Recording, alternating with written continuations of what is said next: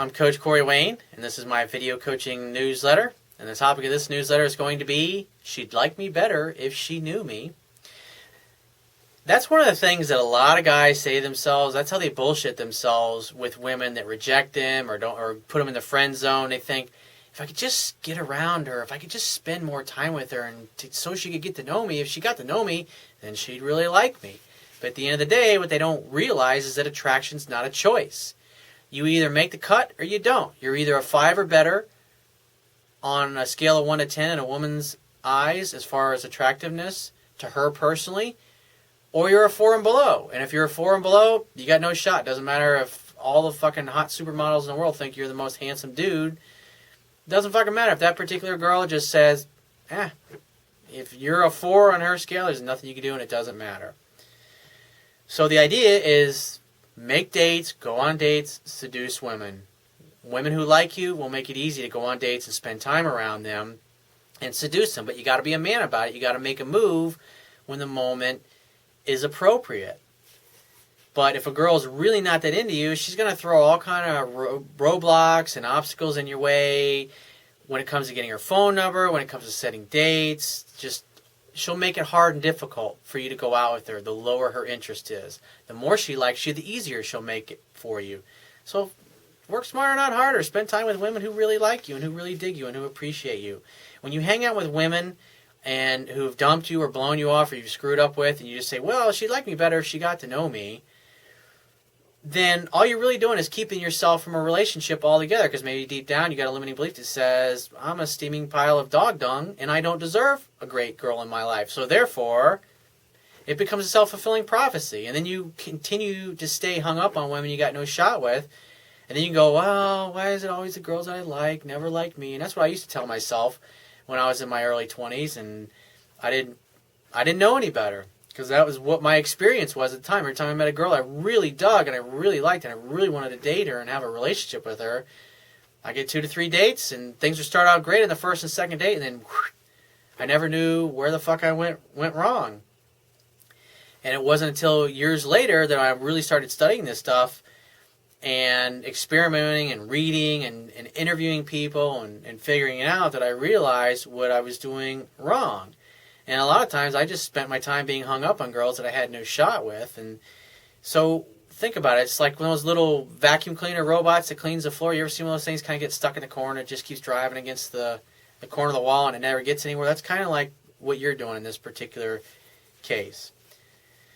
So he says, hi, Corey. I want to start by saying that your teaching have been a pot of gold so far, so thanks. You're welcome. He says, so here's my story. I'm a fun social guy, both with my friends and the new people that I meet.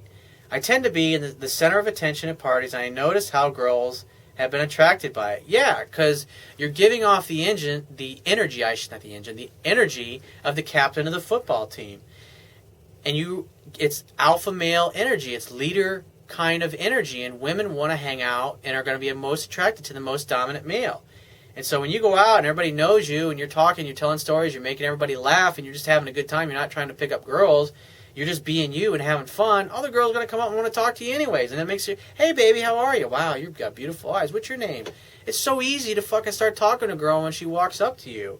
Think about it. She's approaching you. You're not approaching her. Think about it. Like, why not have it effortless? It's like, so this is great that you're one of those kind of guys. So he says, back in college, I was getting phone numbers with ease, but had mostly flings as if I haven't found the right person to really dig into the relationship. He says, since moving back home to start my own business, I haven't dated that much as I was much more involved in my career plans.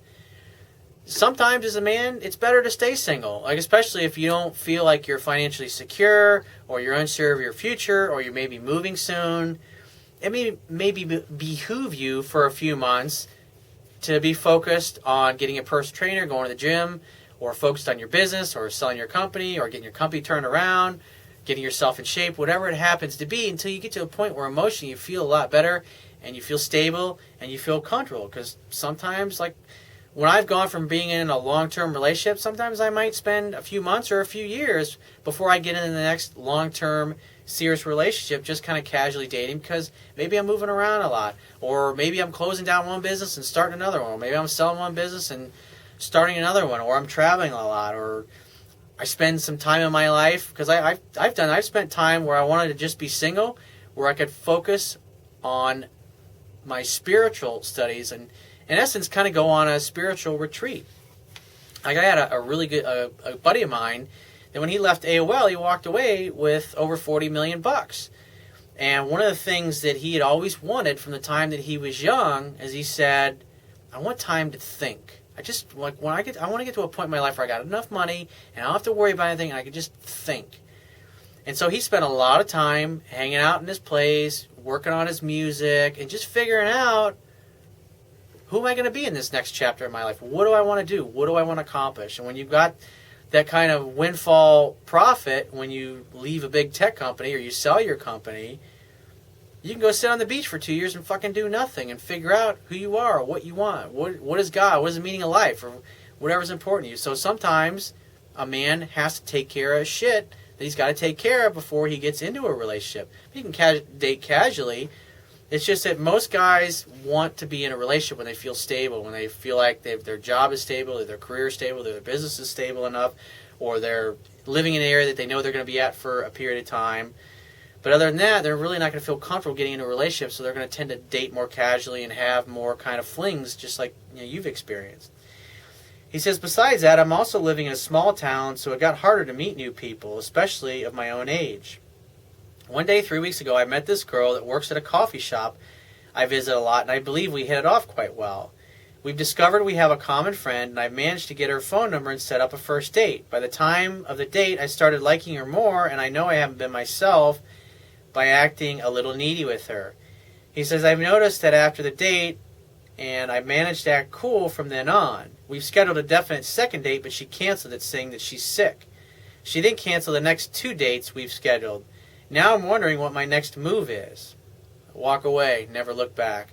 You obviously screwed up and turned her off on that first date by acting needy. And the thing is that on a scale of 1 to 10, you were probably a 5 in this girl's eyes. And so when you go act really needy like that on a first date, doesn't matter if you change your behavior after that. That was your first impression. That was like your Super Bowl, and you fucking lost.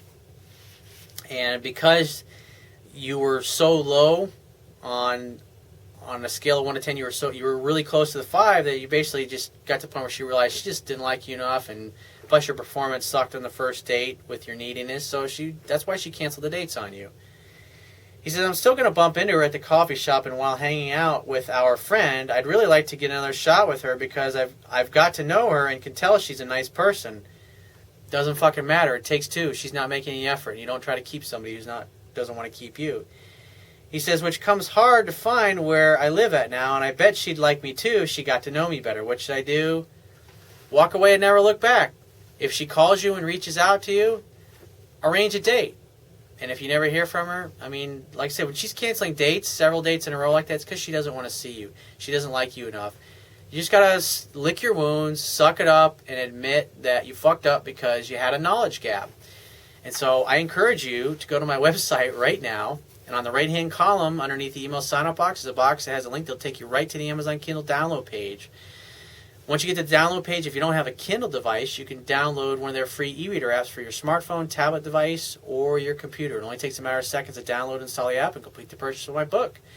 And so that's why I say you should read the book so you can figure out where your knowledge gap is. And obviously you already know a lot of it, but you, like I say in my book, you got to read it at least a dozen or so times. There's so much information. There's so many habits. There's so many needy and weak things that men do in general that if you don't know about them and you're not aware about them, and it's like 1 or 2 innocuous things, 1 or 2 innocuous mistakes on a date with a girl who's got real low interest to start out with, and you blow it, you're out.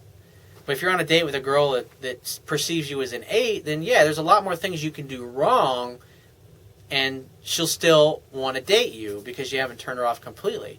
But this particular girl, it's obvious that you were pretty low on the totem pole for her, so to speak. But she gave you a shot, and you blew it. So just figure out where you went wrong by studying my book and the articles on my website and the ebook, and figure it out. And apply it with the next girl. So if you have a question you want to ask me, go to my website, click the Contact Me tab, which will be on the left-hand side of your screen, and send me 1 to 2 paragraphs max. and just give me several days to get back to you with a response.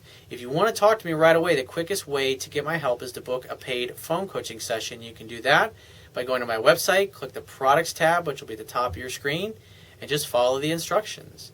And if you appreciate the value of the information I offer in my videos, the articles on my website, and my ebook, you can show your appreciation by going to my website right now, and on the Wibiya toolbar, which will be at the bottom of your screen, click the PayPal donate button and donate any amount that you feel is equal to the value of the information.